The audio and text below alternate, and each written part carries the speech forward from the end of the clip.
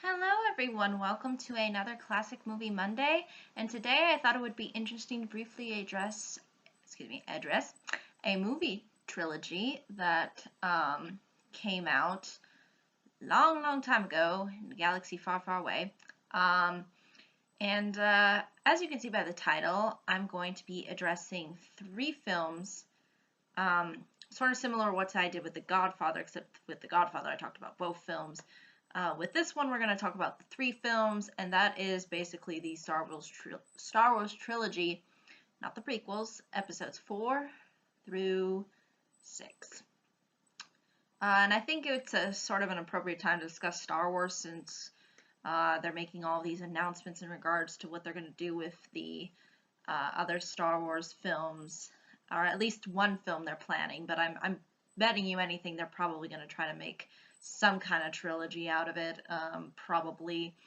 But we'll see what they want to do with that. But let's basically discuss what really started it all, and that was these three films. Now, it's interesting that this trilogy started as a number 4, a 5, and a 6, as opposed to 1, 2, 3. Usually trilogies are done in sequence, and usually you have the beginning, middle, and end, which this series does have, except the numbers are just 4, 5, and 6. And I think it makes sense considering the fact that there is a whole other storyline that sort of occurs beforehand, which ultimately leads to what ends up happening in 4, 5, and 6. But what is it about episodes 4, 5, and 6 of Star Wars that make it so good?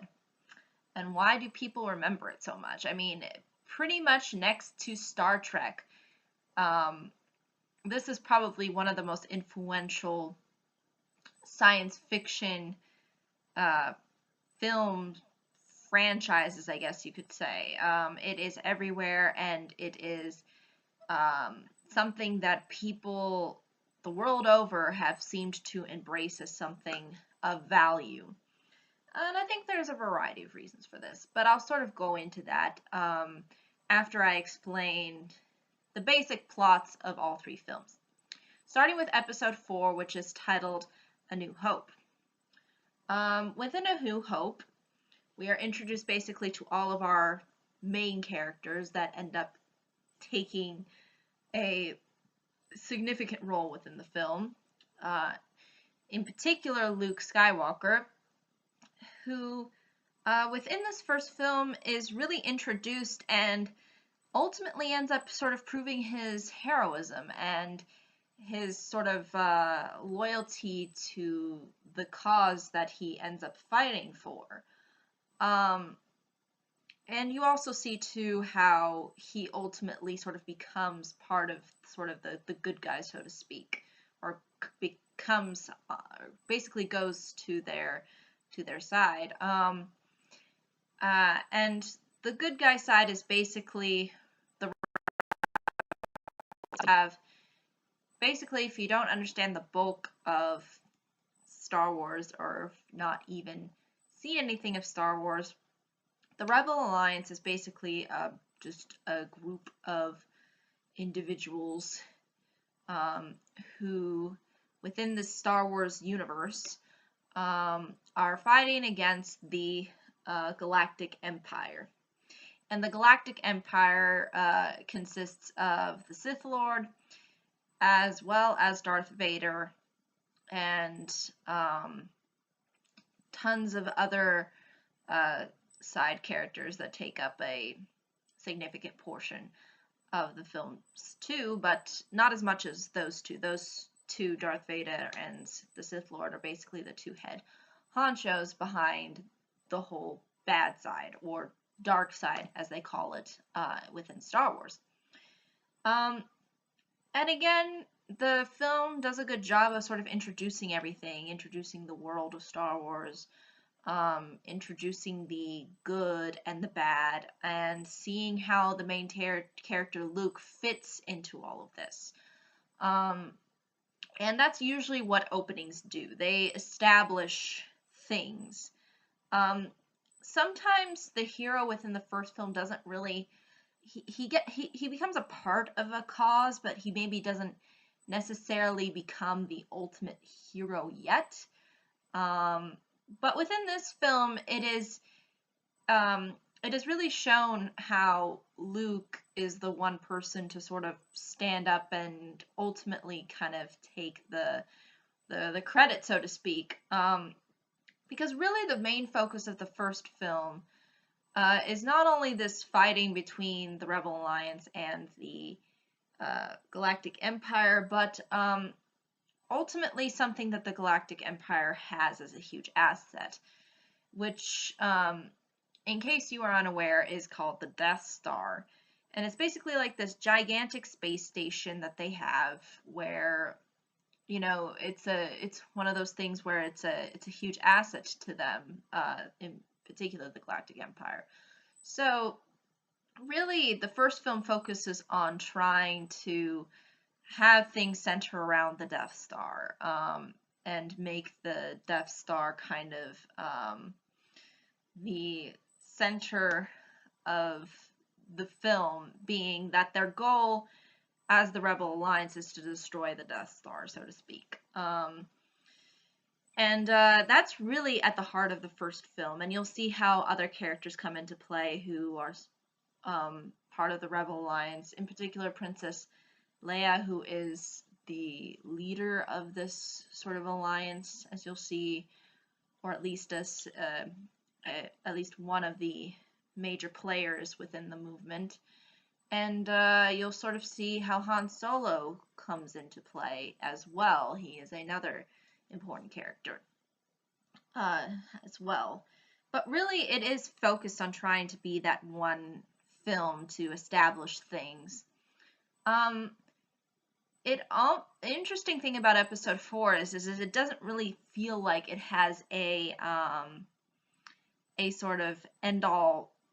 It doesn't seem to have a it doesn't feel like a continuation, but so much as it ends in a nice kind of wrapped up bow, so to speak, because you see ultimately a mission being accomplished, and you see the characters really growing and working together. So in and of itself, it almost seems like a standalone film project, but at the same time, since they have this big crazy world of Star Wars that the writers behind this film basically created on their own.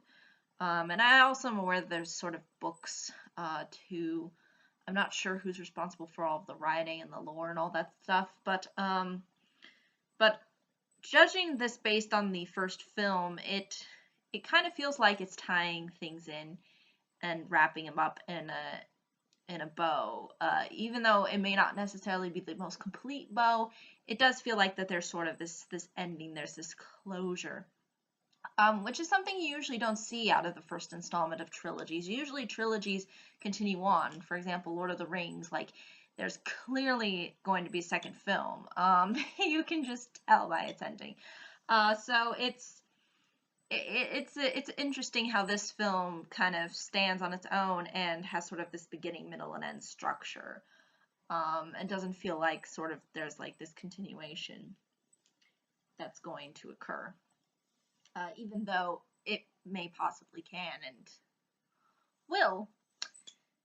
And this is where we get to episode 5, The Empire Strikes Back. Now, basically, this is sort of the revenge tale of, basically the Galactic Empire going, you know what, we messed up, now let's go and, get the rebels. So that's kind of what this film sort of opens up with and what it focuses on. It focuses on the sort of revenge that the Galactic Empire wants to ultimately carry out, so that they can establish that power that the rebels sort of destroyed a little bit. So that's really where episode 5 carries the viewer.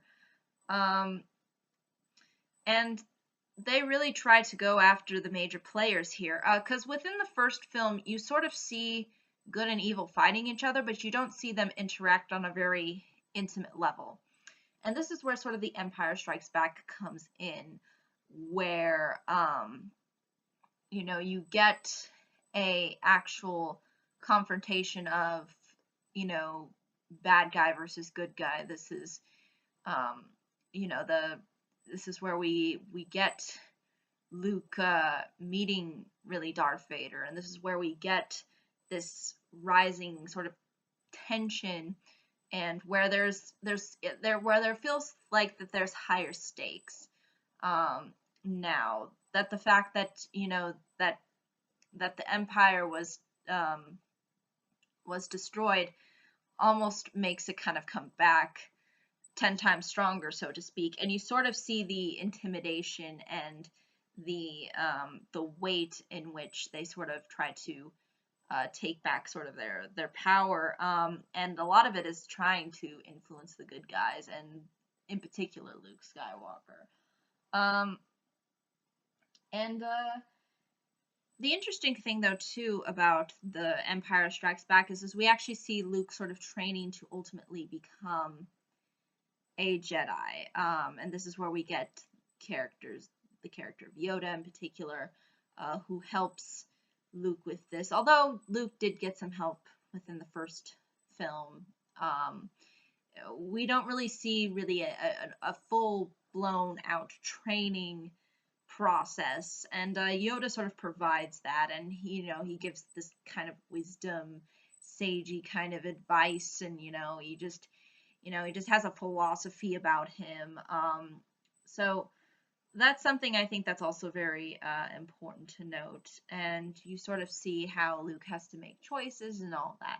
So it's it's almost to the point where we see sort of Luke again sort of developing more as a character, with the various stages in which he has to go through within the plot. And unlike the first film, this film does kind of end with a little bit of uncertainty. There's no clear established winner or loser. And I think that's why a lot of people in particular seem to like this film in particular, because it doesn't wrap everything up like the other two films sort of do, so to speak. And at the same time, you do still feel like that there's going to be kind of some sort of continuation. So it's one of those things where, again, there's no established winner, but again, we do see the possibility of either or becoming victorious. We see the possibility of evil winning and the possibility of good winning. We're also introduced to more in depth about the Force, and basically the Star Wars universe, and sort of the lore surrounding it a bit too.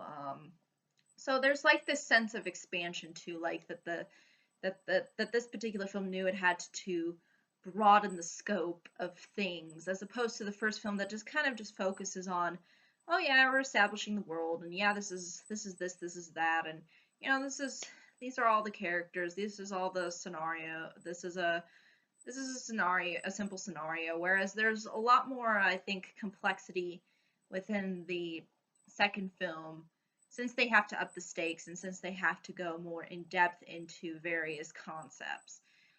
So I think that's why, in particular, the second film stands out to a lot of people.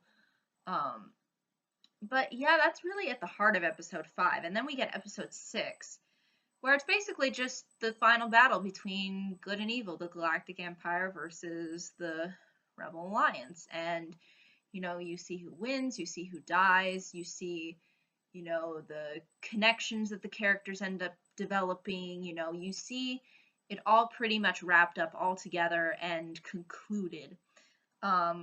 and you do feel like a sense that there's actual conclusion. And again, it does feel a lot like the first film, where you feel that kind of good satisfaction, that the characters accomplish their goals, and they're it's basically their story, so to speak, within the sort of tale comes to an end. You're wrapping everything up, and again, there's not a whole lot of complexity to it. It is a little bit more simple. The plot summary for the sixth film is a lot shorter than the first two films. But I think that only makes sense because you don't really need to establish all that much. You just need to conclude things, and you just need to um, wrap it up somehow, and bring out the uh, emotions that tied us together to the first two films. And I think that's what this third installment did a really good job of. Um, and I think it's why it stands to be uh, one of the film trilogy sort of conclusions that people sort of remember. Um, and yeah, that's really basically the three films of Star Wars. Now, some people have argued, and I will totally agree with this notion, that Luke Skywalker in particular, the main character, the one that is the primary focus for the majority of the three films, is not all that interesting. I totally agree with this. I don't think he is that compelling of a character. It's more about what he goes through that's compelling, not necessarily his personality.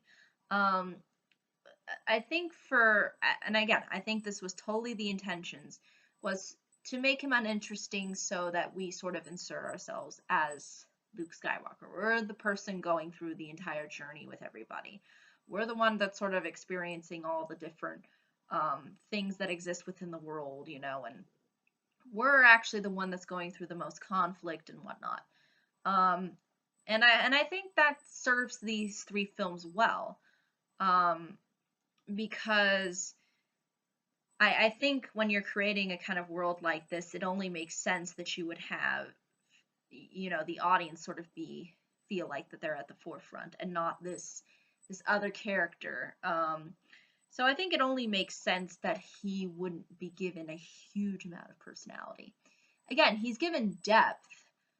He's just not given anything as interesting to work off of. Like he doesn't have that charisma that Han Solo has. He doesn't have the kind of um, that kind of like that bossy attitude that Leia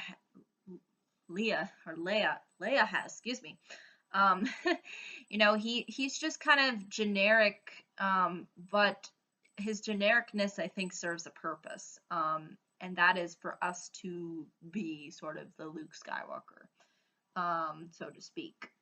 Us as the audience are being uh, carried away into Luke's journey, and hence his journey is sort of our journey.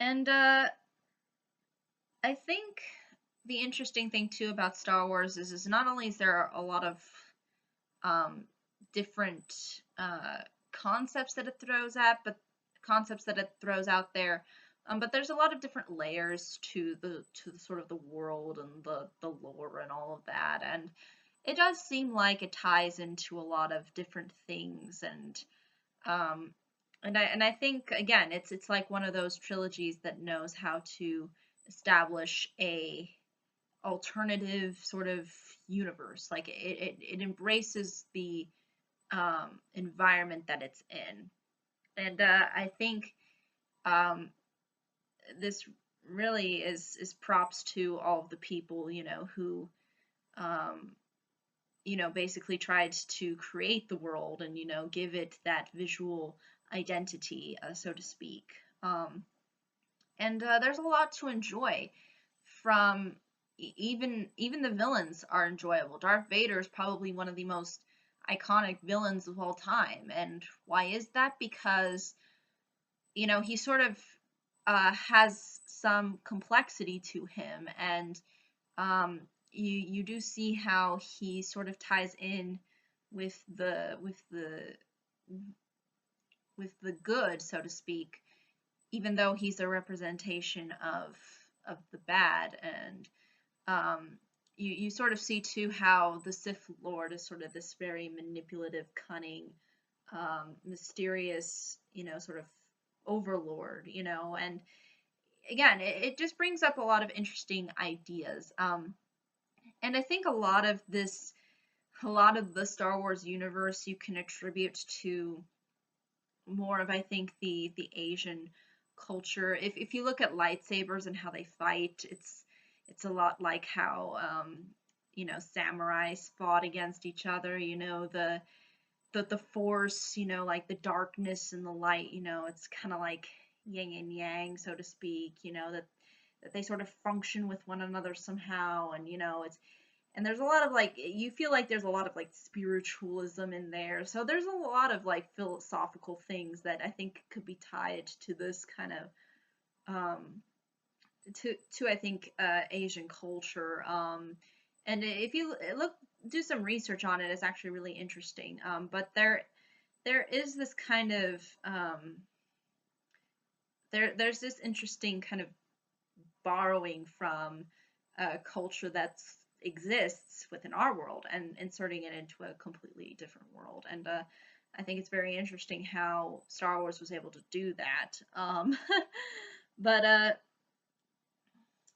and the thing too is there's a lot of symbolism to with Star Wars. They do a good job of showing you things and not necessarily telling you them. And again, this is just like simple things like visually showing the power of the Galactic Empire. The just the amount of weight. Certain things have like a lightsaber um, or a certain kind of a ship or a piece of equipment. You do feel like that these things sort of uh, exist and sort of again represent something. So it's one of those things where I think it really works. And again, within all of the effects, they did a really good job in trying to make it feel real and sort of identifiable and insert some symbolism with it. And again, the interesting thing that I find about Star Wars is kind of how clichéic it is, but then how good it is in executing the cliches. This not only goes for like Luke not being the most interesting character, but I think what it did do a good job of was providing a sense of structure. And what I mean by that is again, it's really the hero's journey. I mean, it is superhero. It's got superhero written all over it, except without the the crazy powers and whatnot. But basically, that's what what it conveys. We have Luke, who's the main hero, who's fighting against a villain, who is being tested, who's gone through various trials and tribulations and whatnot. Again, there's a lot of things that sort of tie back to the hero's journey and to him sort of, gaining redemption and, all this stuff is, again, it's very formulaic. It's very cliche. But the way they bring out that cliche is really what I think matters. And that's why I think Star Wars ultimately succeeds, is because it doesn't try to, again, it takes what we know and brings out interesting things from it, as opposed to doing it poorly and not again, not developing the world, not showing the characters, not not giving the story any weight. These are the things that Star Wars did so well with. It knew how to structure the formula so that by the end of the trilogy, you're satisfied as an audience member because you came to see this journey. So that's really, really something that I think is important to note. And again, it's like I've said time and time again in other videos. It's not the fact that you use cliches, it's how you use them that ultimately shows the success, at least in my eyes, when it comes to a film. And I think ultimately the Star Wars trilogy, the original trilogy, the one that was first made popular, was the 3 films to sort of do that. It had a very generic structure, but it took that generic structure and made something unique out of it. And I think that's really what ultimately determines, I think, success within a film, and I think, at least for me, determines it to be classics. I mean, these films are just so unbelievably, they're just remembered across the board, across all generations. People love these films, especially people from the science community, especially if you've seen NASA and them trying to sort of insert themselves as part of the Star Wars universe. It's just so influential. It has had such an influence, and yeah, even though that influence is directly tied back to sort of the hero's journey, it's how the hero's journey is executed that brings out that inspiration for people. And I think that's really what Star Wars succeeded at. And I think there's a lot of people that might say, it's. I think Star Wars initially, when it came out, it was more of, one particular crowd of people who liked the films. And I think that was sort of the initial thoughts that people had. But I think it has become over the years like way more of a mainstream series of films, and people seemed to get a lot of value out of them. And I think there's a lot to have value from. Are there points where they're slow? Are there points where there's a slower pace and maybe not as enjoyable? Yeah, I mean, I'll admit there are points where I feel that there's not a whole lot anything interesting going on. But at the same time, there's still, I think, a lot to enjoy out of it, even though there may be a slower pace at certain points. But yeah, I think that's really ultimately all I can say in a nutshell when it comes to these 3 films.